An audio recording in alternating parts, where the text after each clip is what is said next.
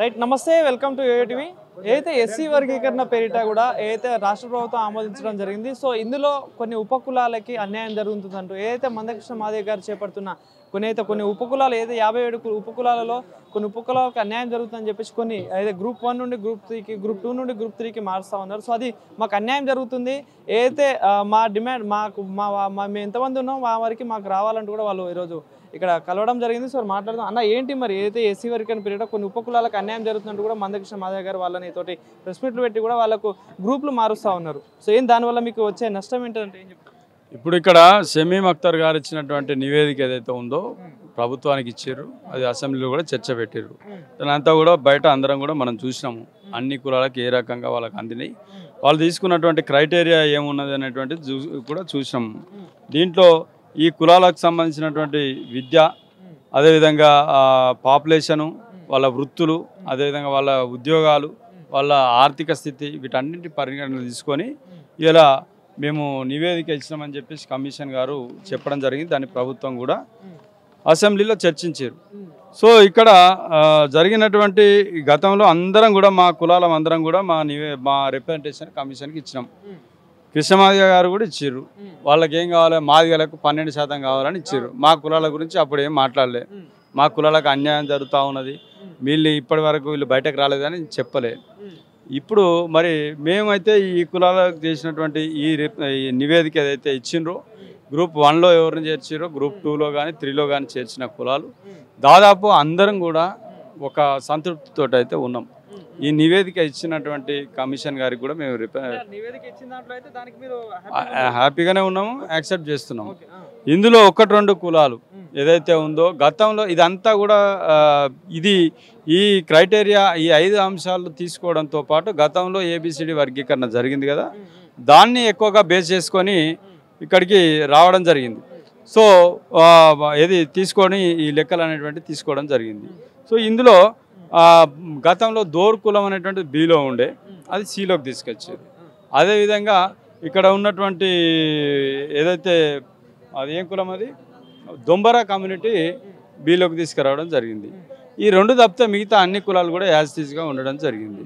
ఒక group D అనేటువంటి దాన్ని ఎందుకు తీసేయడం జరిగింది అంటే వాళ్ళు చెప్పినటువంటి నివేదికలో అక్కడ దాంట్లో ఉన్నటువంటి జనాభాలో ఎక్కువ శాతం ఆంధ్ర ప్రాంతం నుండి ఇక్కడ ఆ జనాభా లేదు కాబట్టి 2011 లెక్కల క్రైటీరియా తీసుకురు కదా ఈ ప్రభుత్వం అనేటువంటిది, ఈ కమిషను. సో ఆ ప్రకారంగా లేరు కాబట్టి 5-6 వేల జనాభా అనేటువంటి దాంట్లో గుర్తించారు కాబట్టి వీళ్ళను మిగతా కులాల గ్రూపుల్లో వీళ్ళని అడ్జస్ట్మెంట్ చేయడం జరిగింది. అంతకు తప్పితే ఈ రిపోర్ట్ మొత్తమే తప్పు అనేటువంటిది ఇలా చాలా అది ఏమంటారు ఒక అర్థం లేనటువంటి వ్యాఖ్యలుగా మేము భావిస్తాం. సో అయితే మరి అయితే మందకృష్ణ మాదిగ గారు అయితే మేము 11% రావాలని కొట్లాడినాం, కానీ ప్రభుత్వం 9% చేసింది, దీని మీద పోరాడుతాను అని చెప్పేసి కొన్ని ఉపకులాలతో కూడా ప్రెస్ మీట్లు పెడతా ఉన్నారు. సో మరి దాన్ని మీరేం, వారు కొట్లాడింది 7% రావాలని, 11% రావాలని ఎప్పుడు కొట్లాడలే. 7% రావాలి, ఎస్సీ వర్గీకరణ చేయాలి, దాన్ని పార్లమెంట్లో బిల్లు పెట్టి ఆమోదం చేయాలనేటువంటిది వాళ్ళు గతంలో కొట్లాడింది.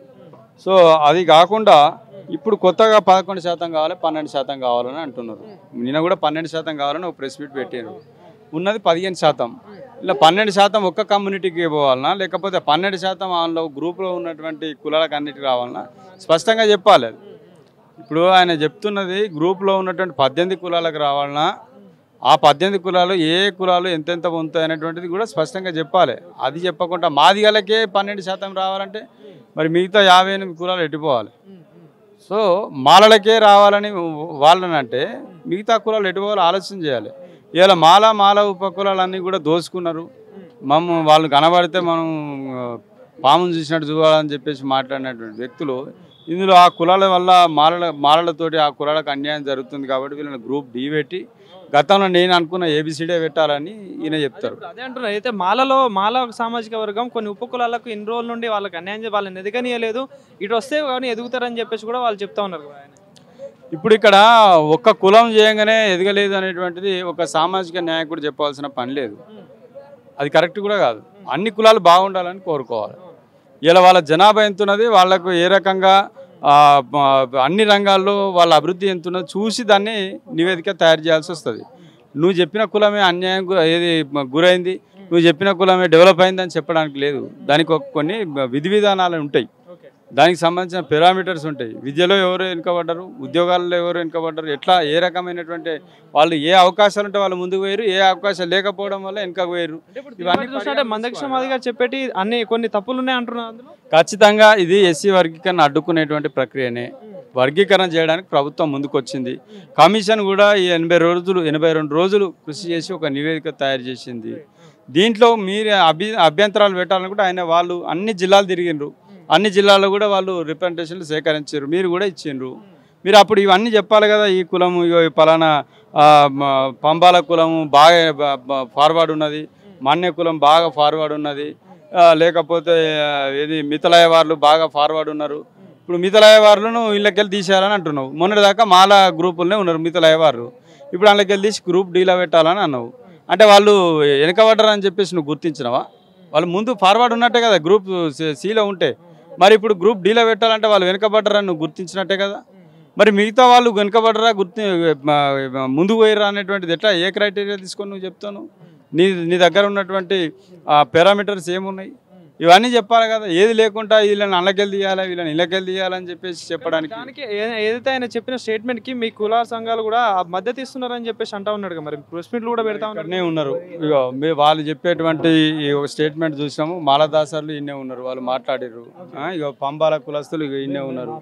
ఈ పంబాల కులస్తులు కూడా మాకు అన్యాయం జరిగింది, ఇప్పటి వరకు కూడా మేము వెనకబడున్నాం కాబట్టి మా గ్రూప్ వీళ్ళు ఉన్నారు కదా, వాళ్ళ వృత్తులు వాళ్ళ సంస్కృతి ఇవన్నీ తెలుసుకొని మళ్ళీ కుల సంఘం ఏందో వాళ్ళ లోతులకు పోయి వాళ్ళను గుర్తించాలి తప్పితే మీ దాడికి వచ్చిన 4-5 పట్టుకొని వీళ్ళు వీళ్ళే కుల సంఘం వీళ్ళు వ్యతిరేకిస్తారు అని చెప్పేసి నువ్వు చెప్తే ఎవరిని తప్పుడు సంకేతాలు ఇస్తావు నువ్వు? ఏమంటారు? కుట్ర ఏకైక కుట్ర జరిగేటువంటి వర్గీకరణ అడ్డుకోవాలనేటువంటిది ఆ కుట్ర తప్పితే దీన్ని కాలయాపన చేయాలి, దీన్ని ఇట్లనే చేసుకొని ఇంకో 30 ఏళ్ళు నడిపించుకోవాలనేటువంటిది ఆయన యొక్క బాధ తప్పితే ఈ సమస్య పరిష్కారం కావడం ఆయనకి ఇష్టం లేదు.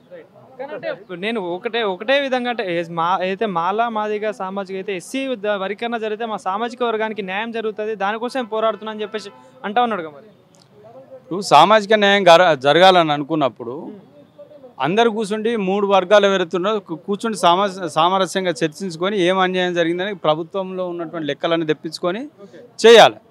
దానికోసమే కమిషన్ పెట్టారు. కమిషన్ ఇవన్నీ కూడా చూసి ఒక నివేదిక తయారు చేసింది. నువ్వు కూడా నివేదిక తయారు చేస్తామంటే చెప్పు, నీకు కూడా కమిషన్ ఇవ్వాలని చెప్పేసి మేము ప్రభుత్వాన్ని కోరుతాం.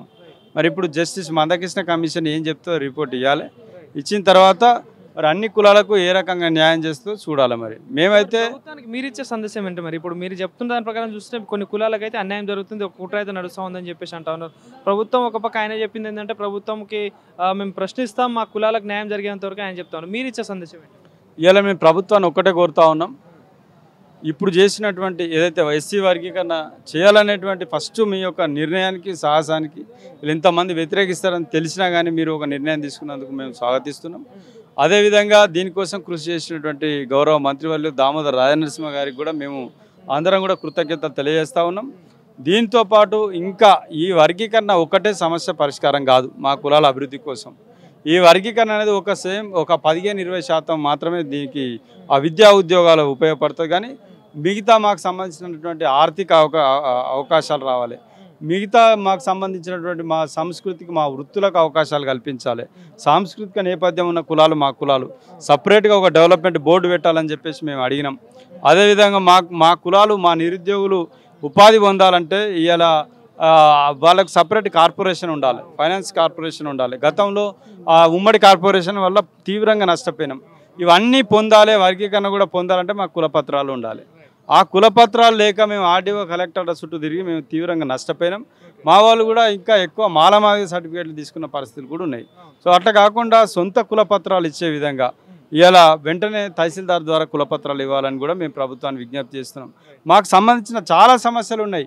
ఇలా ఎస్సీ సప్లాన్ నిధులు రావాలి, మాకు సంబంధించిన సపరేట్ ఎడ్యుకేషన్ ఇన్స్టిట్యూషన్స్ కావాలి, మాకు సంబంధించినటువంటి పెద్ద ఇండస్ట్రియలిస్టులు మాకు రావాలి.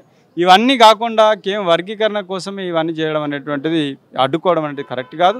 ఈ సందర్భంగా ఈ ఒక మంచి ఒక సాటిస్ఫాక్టరీ రిపోర్ట్ ఇచ్చినటువంటి కమిషన్ చైర్మన్ గారికి కానీ అదేవిధంగా దీనికోసం ముందుకు తీసుకుపోతున్న ప్రభుత్వానికి కానీ ముఖ్యమంత్రి గారికి మంత్రి గారికి మేము కృతజ్ఞతలు తెలియజేస్తున్నాం. ఎవరైనా 1-2 కులాలు వారు ఎంబడబోయి డిస్టర్బ్ చేయాలనేటువంటి ప్రయత్నం చేస్తే మాత్రం ఈ వర్గీకరణ అడ్డుకునే వాళ్ళే అవుతారు. దానికి ఇలా దళిత సమాజమే సమాధానం చెప్తుంది. రైట్.